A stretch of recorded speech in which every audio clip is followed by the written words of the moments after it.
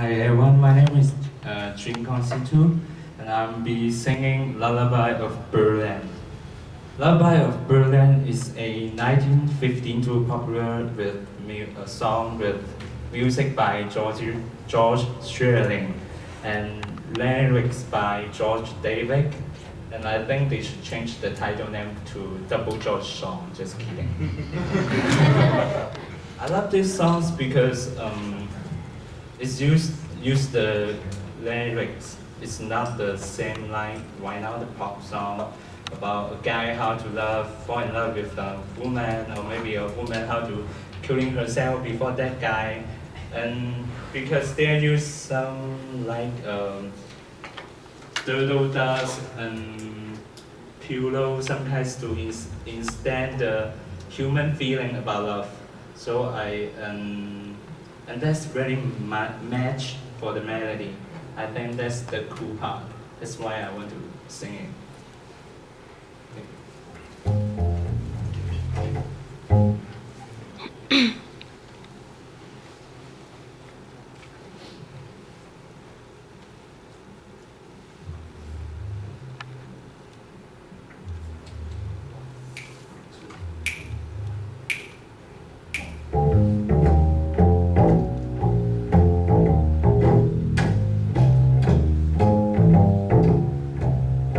Lullaby of Birdland, that's what I always hear when you sigh.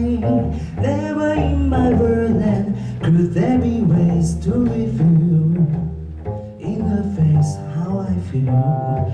Have you ever heard two turtle doves birdland coo when they love?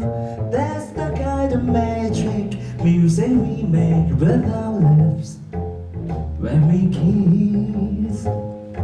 And there's a weepy old willow, he really knows how to cry, and how I cry in my pillow. If you should tell me farewell and goodbye, lullaby of Birdland, whisper low, kiss me sweet, and they go flying high in Birdland, high in the sky up above. Oh, because we're in love.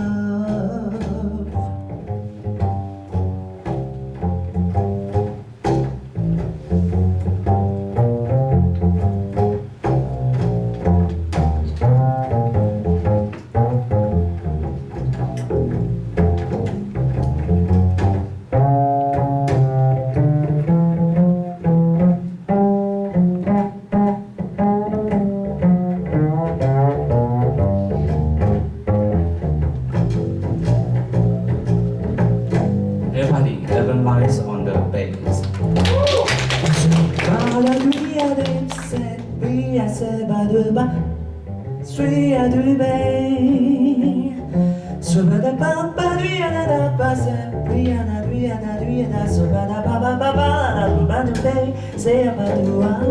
Lullaby the Birdland, whisper low, kiss me sweet, and we'll go flying high in Birdland, high in the sky up above. Oh, because we're in love.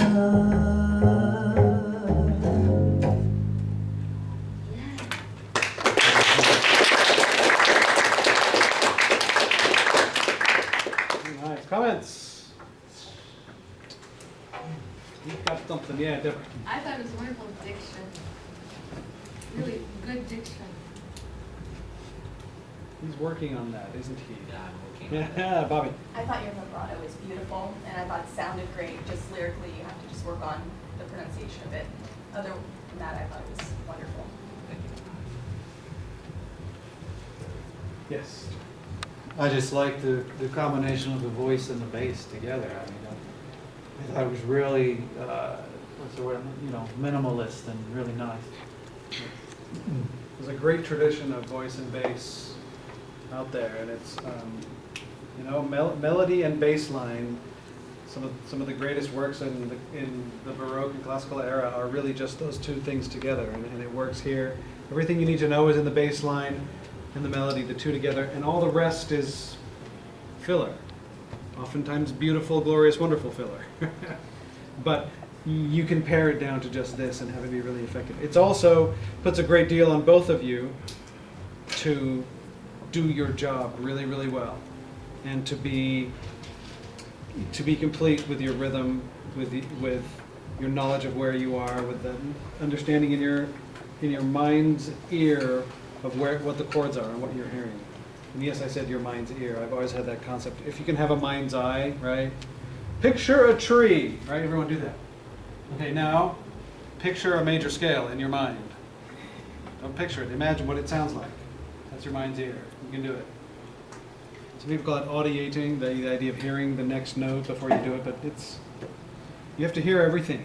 You should be, as you're doing that, you should be imagining the drum set. You could imagine like the horn section behind you playing the big hits. They're just there for you, but it's affecting your performance, so I love that too. Other comments? Yeah. First of all, I really liked it. I was wondering though if for this room it might have been possible to just go acoustic, not like the bass and without a speaker for the voice. I feel like, I don't know, as a classical musician, at least for us, it's always preferable to go acoustic if you can. The tone is just obviously better because it's pure. But I mean, you basically increase the volume of both things, so I was thinking maybe you could have decreased them slightly. But I might not know what I'm talking about. Yeah.